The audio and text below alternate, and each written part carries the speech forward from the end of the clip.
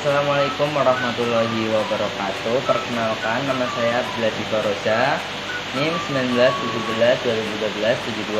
Di sini saya akan menjelaskan materi resumen pertemuan 1 sampai 4. Tanpa banyak basa-basi, langsung saja ke videonya. Oke teman-teman, jadi yang pertama yang akan saya jelaskan dari resumen saya. Resumen dari pertemuan 1 sampai 4. Yang pertama adalah pengertian lembaga bank. Definisi lembaga bank menurut Undang-Undang Nomor 7 Tahun 1992 tentang perbankan. Bank adalah bank usaha yang menghimpun dana dari masyarakat dalam bentuk simpanan dan menyalurkan kepada masyarakat dalam rangka meningkatkan taraf hidup rakyat banyak. Terus, definisi lembaga menurut Undang-Undang Nomor 10 Tahun 1998 tentang perbankan. Bank adalah badan usaha yang menghimpun dana dari masyarakat dalam bentuk simpanan dan menyalurkannya kepada masyarakat dalam bentuk kredit atau bentuk-bentuk lainnya dalam rangka meningkatkan taraf hidup rakyat banyak. Hampir sama ya, teman-teman. Sedangkan bank umum adalah bank yang dapat memberikan jasa dalam lalu lintas pembayaran. Hal ini seperti transfer, kirim uang, letter of credit, dan lain sebagainya. Selain bank umum, ada juga bank perkreditan. Ini bentuk lembaga bank yang biasanya dimiliki oleh pemerintah daerah, kabupaten atau kota. Ada juga yang dimiliki oleh swasta. Terus yang kedua, ruang lingkup lembaga bank.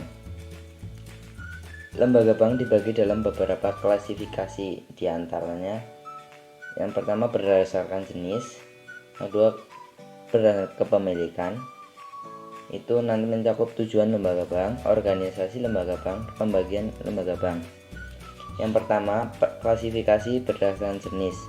Lembaga bank dibagi menjadi dua yaitu bank devisa dan bank non devisa.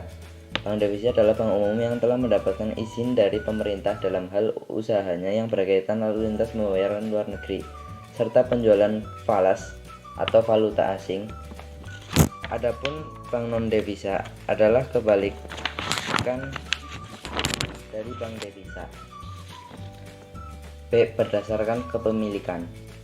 Bank dibagi menjadi satu, bank umum milik pemerintah atau BUMN, bank BUMN. Yang kedua, bank umum swasta nasional. Yang ketiga, bank asing atau saham dimiliki oleh pihak asing. Bank milik campuran, yaitu bank yang sahamnya dimiliki oleh pihak swasta Indonesia dan pihak swasta asing. Yang terakhir adalah bank milik pemerintah daerah provinsi. Contohnya bank BUMN itu seperti BRI, Mandiri, BNI, BTN. Bank swasta nasional seperti BCA, Bank Mega, Bank Permata, Bank Bukopin, Bank Danamon.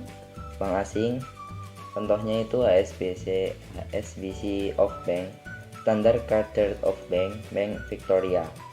Terus bank campuran seperti UOB Bank, Bank NISP atau Bank Niaga.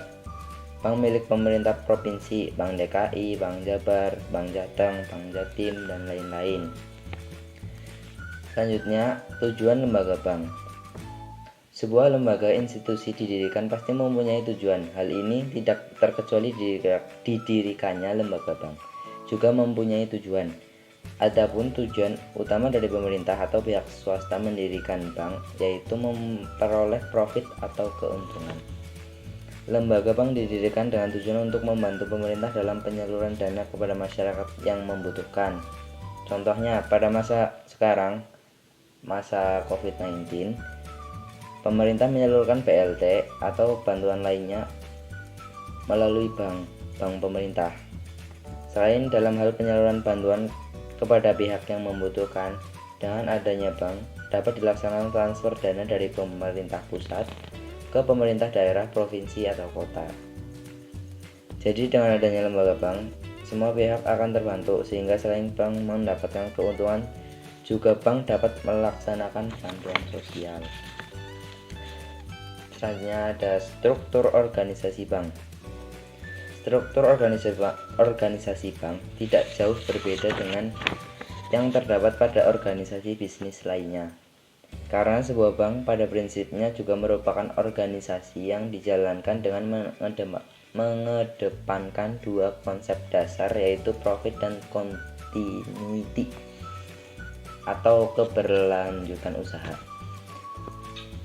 Unsur-unsur yang terdapat dalam struktur organisasi bank yaitu: yang pertama, pemegang saham adalah pemilik perusahaan dan karenanya berada pada posisi paling tinggi dalam hierarki pengambilan keputusan melalui rapat umum pemegang saham atau RUPS.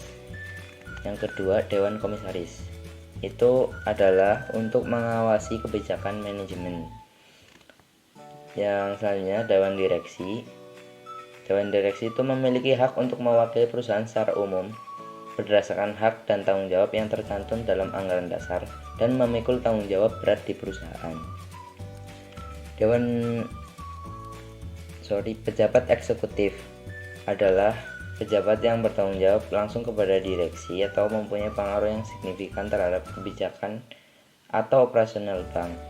Yang selanjutnya itu karyawan atau pegawai bank yang bertanggung jawab atas usaha penyimpanan dan penyaluran dana milik masyarakat kepada masyarakat lain yang membutuhkan. Selanjutnya, fungsi lembaga bank dalam perekonomian negara. 1. Lembaga intermediari atau penghubung. Yang kedua, lembaga kreditor atau pemberi pinjaman ke masyarakat. Yang ketiga, lembaga debitor atau lembaga yang diberi pinjaman. 4. Lembaga keuangan. 5. Lembaga penyedia jasa lainnya kepada masyarakat. Peran lembaga bank dalam kehidupan modern. Sebenarnya peran dari lembaga keuangan dalam kehidupan modern sekarang ini sangat banyak, maka tidak heran jika ada ungkapan yang menyatakan bahwa sepertinya sendi kehidupan umat manusia sangat erat dengan lembaga perbankan. Artinya bahwa hampir semua unsur kehidupan manusia terhubung dengan lembaga bank. Seperti sekarang ini adanya jual beli online, terhubung juga dengan bank. Anda menggunakan jasa antar yang pembayarannya menggunakan scan QR code, dan masih banyak lagi kepentingan umat manusia dibantu oleh peran lembaga bank. Sekian dari saya, terima kasih. Apabila ada kesalahan mohon maaf yang sebesar-besarnya. Billahi taufiq wal hidayah. Assalamualaikum warahmatullahi wabarakatuh.